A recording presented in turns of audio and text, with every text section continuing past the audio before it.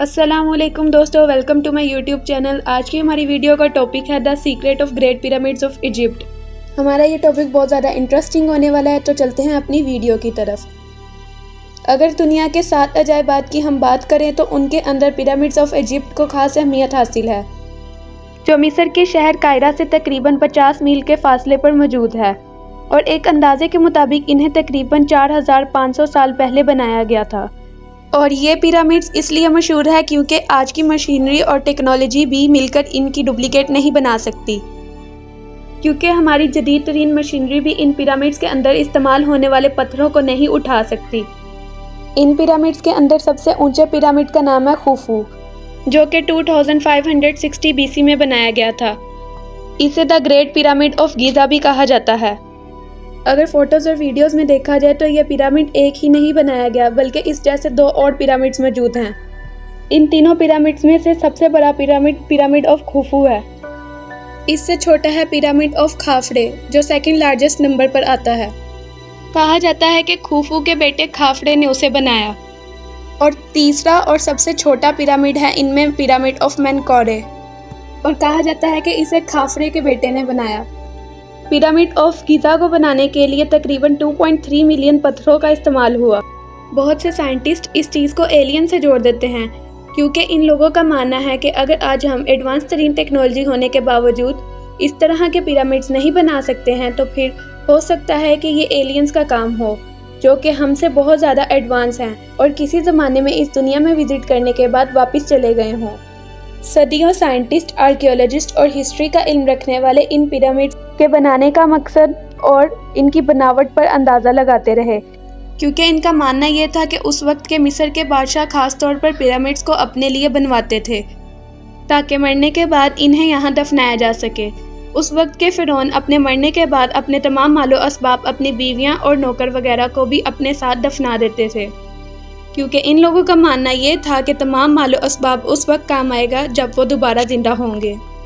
Theory के मुताबिक the great pyramid of Giza को एक मकबरे के तौर पर बनाया गया था। उस वक्त के लोगों का मानना था कि जितना अच्छा मकबरा होगा, जितना ज़्यादा खजाना रखा जाएगा और जितना ज़्यादा खाना रखा जाएगा, उतनी ही ज़्यादा हमारे राजा के मरने के बाद की ज़िंदगी अच्छी होगी। लेकिन अब आते हैं सबसे बड़े सवाल पर, इन पिरामिड्स को एक्चुअल में बनाया कैसे गया। पिरामिड ऑफ गीज़ा 147 मीटर लंबी इमारत है। पत्थर का वज़न 2.5 टन से 80 टन है। हर पत्थर को बहुत ही बारीक तरीके से तराशा गया है। फिर इन पत्थरों को एक के ऊपर एक लगाकर कैसे रखा गया, जब ये लोग व्हील्स का इस्तेमाल भी नहीं कर रहे थे। The great pyramid of Giza को बनाने में 20 साल लगे।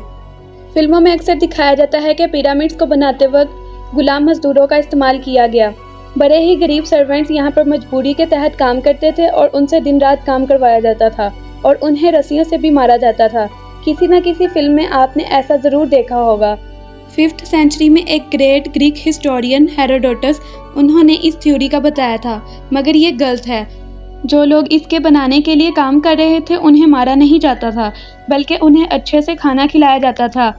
ये लोग शहरों में रहते थे, कंस्ट्रक्शन साइट के पास।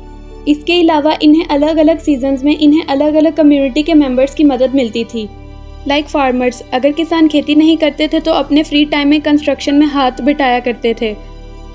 एक तरीके से पूरे किंगडम में रहने वाले सारे लोग बहुत ज़्यादा यूनाइटेड थे। वो अपने राजा पर बहुत यकीन रखते थे। तकरीबन 20 से 30 हज़ार वर्कर्स थे इसकी कंस्ट्रक्शन में, जिन्होंने 10-10 घंटे काम किए इस ग्रेट पिरामिड को बनाने में। कंस्ट्रक्शन मटेरियल की बात करें तो 5.5 million tons of limestone, 8000 tons of granite, 5,00,000 tons of mortar का इस्तेमाल किया गया। ज़्यादातर ये पत्थर आसपास के एरिया से ही लिए गए थे। पत्थरों को काटा कैसे जाता था? कॉपर सबसे ज़्यादा यूज़ होने वाला मेटल था। जो टूल्स बनाते थे कॉपर के थे। पिरामिड की बाहर की जो लेयर थी वो बड़े ही फाइन वाइटिश लाइमस्टोन से बनाई गई थी, और जब भी सनलाइट सारे पिरामिड्स पर पड़ती थी ये सारे पिरामिड्स चमकते थे। मगर ये लेयर हज़ारों सालों बाद पिरामिड्स के ऊपर से टूट चुकी है। मगर खाफरा के पिरामिड के ऊपर आप ये लेयर थोड़ी सी देख सकते हैं। क्या आप जानते हैं कि पिरामिड्स को इस तरीके से डिज़ाइन किया गया है कि इनकी चारों directions north, east, south, west में एग्जैक्टली पॉइंट कर रही हैं। एक बहुत ही छोटा 1 to 15th of 1 डिग्री का एरर है यहाँ पर। आप यही कह सकते हैं कि बहुत ही एक्यूरेट तरीके से चारों डायरेक्शन की तरफ पॉइंट कर रहा है। एक पॉपुलर थ्योरी है इस पर ऑटम इक्विनॉक्स की। जब अर्थ का टिल्ट इस तरह हो जाता है कि दिन और रात एग्जैक्टली इक्वल होते हैं, ज़मीन पर पड़ने वाली शैडो बिल्कुल स्ट्रेट लाइन में होती है, ईस्ट और वेस्ट। अगर इजिप्शियन ने इस तरीके का इस्तेमाल किया था तो जो डिग्री ऑफ एरर उनकी कैलकुलेशन में आया था वो डिग्री ऑफ एरर भी इस शैडो में मौजूद होता है जब ऑटम इक्विनॉक्स होता है। नई तहकीकात से पता लगा कि ये इन पिरामिड्स को बनाने का मकसद कुछ और था, ना कि मिस्र के फिरौन की आखिरी आरामगाह। एक थ्योरी के मुताबिक साइंटिस्ट का कहना है कि पिरामिड्स को पावर प्लांट के तौर पर इस्तेमाल किया जाता था। पिरामिड्स जैसी यूनिक इमारत कहीं और दरियाफ्त नहीं हुई। 1934 में आर्कियोलॉजिस्ट को इराक के अंदर से स्पेशल किस्म की बैटरी दरियाफ्त हुई जिसका नाम बगदाद बैटरी है। ये बैटरी बर्तन कॉपर वायर आयरन रोड पर मुश्तमिल थी जिसके अंदर लिक्विड को डाला जाता था और ये इलेक्ट्रिक चार्ज पैदा करती थी। और साइंटिस्ट के मुताबिक इस बैटरी को तकरीबन 2000 साल पहले बनाया गया था। सो ये लॉजिकल हो जाता है कि अगर इंसान 2000 साल पहले एक बैटरी बना सकते हैं तो उससे कई साल पहले इंसानों के लिए पिरामिड्स के ज़रिए बिजली पैदा करना कोई मुश्किल नहीं, क्योंकि इन पिरामिड्स के अंदर के अंडरग्राउंड टनल्स भी मौजूद हैं जहां अब तक कोई नहीं जा सका। जैसे कि पहले बताया गया पत्थरों के बारे में, डोलराइट पत्थर ये खास तरह का पत्थर होता है जो इलेक्ट्रिसिटी के लिए कंडक्टर होते हैं और इसकी पावर को बढ़ाने के लिए इस्तेमाल होते हैं। इन पिरामिड्स के अंदर मौजूद हवा आयनाइज्ड होकर खास तरह का केमिकल रिएक्शन स्टार्ट करती है और कंडक्टिविटी पैदा करती है जिससे इलेक्ट्रिक करंट पैदा होता था।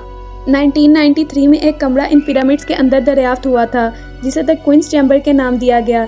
जब 2011 के अंदर रिमोट कंट्रोल कैमरा के जरिए इस कमरे का जायजा लिया गया तो इसके अंदर से बड़ी बड़ी कॉपर वायर्स मिली जो अभी भी हम इलेक्ट्रिसिटी को ट्रांसफ़र करने के लिए इस्तेमाल करते हैं, उस दौर के अंदर मौजूद थी, जिससे पता लगता है कि इन पिरामिड्स को किसी मकसद के लिए बनाया गया था।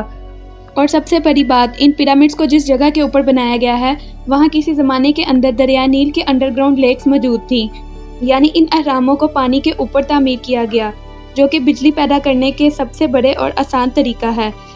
सो इन तमाम सबूतों की बना पर पिरामिड्स की तमीर के बारे में साइंटिस्ट को सबसे स्ट्रॉन्ग थ्योरी यही लगती है। मगर अभी भी ऐसे बहुत से सवालात हैं जिनका जवाब देना बहुत ज़रूरी है और साइंटिस्ट इसी खोज में लगे हुए हैं, क्योंकि आफ्टर ऑल ये एक थ्योरी है और ये 100% एक्यूरेट नहीं होती। आप अपनी कीमती राय का इजहार इस वीडियो के कमेंट सेक्शन में कर सकते हैं। उम्मीद है कि मेरी इस वीडियो से आपको कुछ ना कुछ इन्फॉर्मेशन मिली होगी। इस इन्फॉर्मेशन को आगे अपने दोस्तों तक पहुँचाएँ। जाने से पहले मेरे चैनल को सब्सक्राइब कर दें और मेरी इस वीडियो को लाइक भी कर दें।